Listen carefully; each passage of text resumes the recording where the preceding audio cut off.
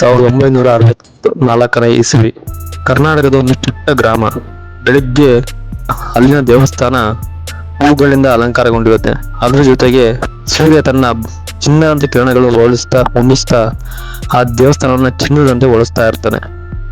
ದೇವಸ್ಥಾನ ಆವರಣದಲ್ಲಿ ಮದುವೆ ಮಂಟಪನ ಸಿದ್ಧವಾಗಿರುತ್ತೆ. ಗ್ರಾಮಸ್ಥರೆಲ್ಲ ಸೇರಿ ಆ ನವಜೋಡಿಗಳಿಗೆ ಮದುವೆನ ಕೂಡ ಮಾಡಿಸ್ತಾರೆ. ಆ ನವಜೋಡಿಗಳ ಹೆಸರು ವೀರಭದ್ರ ಹಾಗೂ ಪುರೋಹಿತರು ಮಾಂಗಲ್ಯ ಧಾರಣೆಯನ್ನು ಮಾಡಿಸಿ ಆ ನವಜೋಡಿಗೆ ಆಶೀರ್ವಾದ ಕೂಡ ಮಾಡ್ತಾರೆ. ವೀರಭದ್ರ ಮರಗೆಲಸ ಮಾಡ್ಕೊಂಡಿರ್ತಾನೆ. ನಾಗಮ್ಮ ಮನೆ ಜವಾಬ್ದಾರಿಯನ್ನು ನಿಭಾಯಿಸ್ತಿರ್ತಾಳೆ. ಜೀವನ ಸಾಗ್ತಿರ್ಬೇಕಾದ್ರೆ ಒಂದಿನ ನಾಗಮ್ಮ ಗರ್ಭಿಣಿಯಾಗಿರೋ ಸುದ್ದಿ ಕೇಳಿ ಕುಟುಂಬ ಸದಸ್ಯರಿಗೆಲ್ಲ ಖುಷಿ ಪಡ್ತಾರೆ. ಆಗ ತಾನೇ ತೀರ್ಥಯಾತ್ರೆಗೆ ಅಂತ ಹೋಗಿದ್ದ ನಾಗಮ್ಮನ ಅತ್ತೆ ಮಾವ ಅಂದ್ರೆ ರಾಮಯ್ಯ ಹಾಗೂ ರತ್ನಮ್ಮ ಮನೆಗೆ ವಾಪಸ್ ಬರ್ತಾರೆ. ತನ್ನ ಸೊಸೆ ಗರ್ಭಿಣಿಯಾಗಿ ಸುದ್ದಿ ಕೇಳಿ ತುಂಬಾ ಖುಷಿ ಪಡ್ತಾರೆ.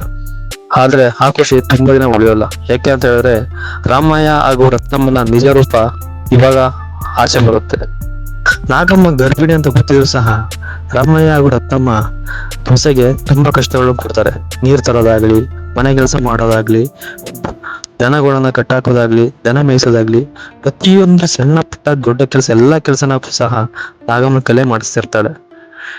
ಇದು ಸಹ ವೀರಭದ್ರ ಸುಮ್ಮನಿರ್ತಾನೆ. ನಾಗಮ್ಮ ಇದನ್ನೆಲ್ಲ ಸಹಿಸಿಕೊಂಡು ತನ್ನ ಮಗುಗೋಸ್ಕರ ಜೀವನ ಸಾಗಿಸ್ತಾ ಇರ್ತಾಳೆ. ಹಾಗೆ ಅಂದು ಡಿಸೆಂಬರ್ 21, 1965ನೇ ಇಸವಿ ನಾಗಮ್ಮನಿಗೆ ಹೆರಿಗೆ ನೋವು ಕಾಣಿಸ್ಕೊಳ್ಳುತ್ತೆ. ಹಾಗೂ ಆ ದಂಪತಿಗಳಿಗೆ ಒಂದು ಹೆಣ್ಣು ಮಗು, ಸುಂದರವಾದ ಹೆಣ್ಣು ಮಗು ಜನನವಾಗುತ್ತೆ. ಆ ಹೆಣ್ಣು ಮಗುನ ಮುಖ ನೋಡಿದ್ಮೇಲೆ ವೀರಭದ್ರ, ನಾಗಮ್ಮ ಹಾಗೂ ಅವರ ಅತ್ತೆ ಮಾವನಿಗೆ ಹಾಗೂ ಗ್ರಾಮ ಸದಸ್ಯರಿಗೆ ತುಂಬಾ ಖುಷಿ ಪಡ್ತಾರೆ. ಯಾಕೆಂದ್ರೆ ಮಗು ಅಷ್ಟು ಸುಂದರವಾಗಿರುತ್ತೆ. ಕಮಲದಂತ ಕಣ್ಣುಗಳು, ಕೋಮಲವಾದ ಕೈಗಳು, ಆಹಾ ಆ ನೋಡೋದಕ್ಕೆ ಸಾಕ್ಷಾತ್ ಲಕ್ಷ್ಮಿಯ ಅವತಾರ. ಈ ಸಂತೋಷ ಕೂಡ ತುಂಬಾ ದಿನ ಉಳಿಯಲ್ಲ. ಏನಕ್ಕೆ ಅಂತ ಹೇಳಿದ್ರೆ ರಾಮಯ್ಯ ಮತ್ತು ರತ್ನಮ್ಮ ಆ ಮಗು ನೋಡ್ತಾ ಆ ಮಗು ಮೇಲೆ ಏನೋ ಅಸೂಯೆ ಪಟ್ಕೊಂಡು ಈ ಮಗುನ ಪಿಸದಲ್ಲಿ ಮಾತಾಡ್ಕೊಂತ ಇರ್ತಾರೆ. ಏನಂತ ಅಂದ್ರೆ, ಈ ಮಗು ಯಾರ್ದು? ನನ್ನ ಮಗನ ಮೈ ಬಣ್ಣಕ್ಕೂ ಈ ಮಗುವಿನ ಮೈ ಬಣ್ಣಕ್ಕೂ ಹೋಗ್ತಲ್ವಲ್ಲ, ಈ ಮಗು ಯಾರು ತಿಳ್ಬಾರ್ದು ಅಂತ ಪುಟ್ಟಾಗಿ ಮಾತಾಡ್ತಿರ್ಬೇಕಾದ್ರೆ ಈ ವಿಷಯನ ವೀರಭದ್ರ ಕಿವಿಗೆ ಬೀಳುತ್ತೆ. ಆದ್ರೆ ಸಹ ಅವನು ಅದನ್ನ ಪ್ರಶ್ನೆ ಮಾಡ್ದಾನೆ ತಲೆ ಕೆಡಿಸ್ಕೊಳ್ಳದೆ ಸುಮ್ಮನಾಗ್ತಾನೆ. ಮರುದಿನ ಬೆಳಿಗ್ಗೆ ರಾಮಯ್ಯ ಮತ್ತು ರತ್ನಮ್ಮ ತನ್ನ ಸೊಸೆ ಮಗುನ ಆಡಿಸ್ತಿರ್ಬೇಕಾದ್ರೆ ಜೋರಾಗಿ ಗದರಿಸ್ತಾರೆ. ಈ ಮಗು ಯಾರ್ದು?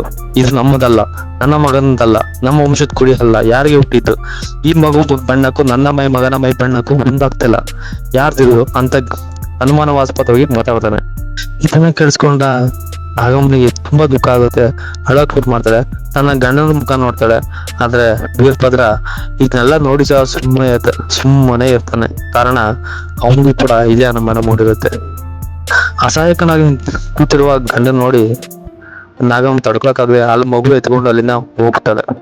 ಹೀಗೆ 3 ತಿಂಗಳು ಕಳೆದೋಗುತ್ತೆ. ಒಂದಿನ ನಾಗಮ್ಮ ಸಂಜೆ ನೀರ್ ತರೋಣ ಅಂತ ಬಾವಿ ಹತ್ರ ಹೋಗ್ತಾಳೆ.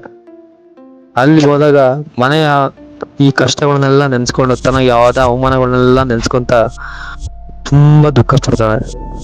ಮುಂದೆ ಏನ್ ಮಾಡ್ಬೇಕು ತಿಳಿಯಲ್ಲ. ಅಲ್ಲೇ ಬಾವಿಯ ಮೇಲೆ ನೋಡ್ತಾ ನಿಂತಿರ್ತಾಳೆ.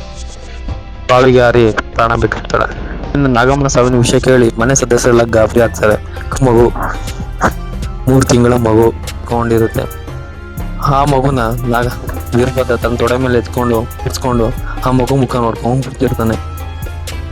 ಆ ಮಗು ತನ್ನ ಅಪ್ಪನ ಮುಖ ನೋಡುತ್ತಾ ಆಟ ಆಡುತ್ತಾ ನಗುತ್ತಾ ಖುಷಿಯಾಗಿರುತ್ತೆ. ಪಾಪ ಆ ಮಗುಗೆ ತನ್ನ ತಾಯಿಯ ಸಾವಿನ ಸುದ್ದಿ ಗೊತ್ತೇ ಇಲ್ಲ. ಆ ಚಿಕ್ಕ ಮಗುಗೆ ಏನ್ ಗೊತ್ತಾಗುತ್ತೆ ಹೇಳಿ ಅಲ್ವಾ? ಹೀಗೆ ಒಬ್ಬ ತಾಯಿ ಮಗುನ ಬಿಟ್ಟೋಗ್ತಾಳೆ. ಒಬ್ಬ ತಂದೆ ಈ ಮಗು ನಂದ ಏನು ಅಂತ ಪ್ರಶ್ನೆ ಮಾಡ್ಕೊಂಡು ಕೂತಿರ್ತಾನೆ. ವೀರಭದ್ರನಿಗೆ ಇಷ್ಟಾದ್ರೂ ಸಹ ಅವನಿಗೆ ಆ ಮಗು ಮುಖ ನೋಡಿದಾಗೆಲ್ಲ ಅವನಿಗೆ ಅದೇ ಅನುಮಾನ, ಈ ಮಗು ನನ್ನದಲ್ಲ ಅನ್ನೋ ವಿಷಯ ಗಾಢವಾಗಿ ಕೂತ್ಬಿಟ್ಟಿರುತ್ತೆ.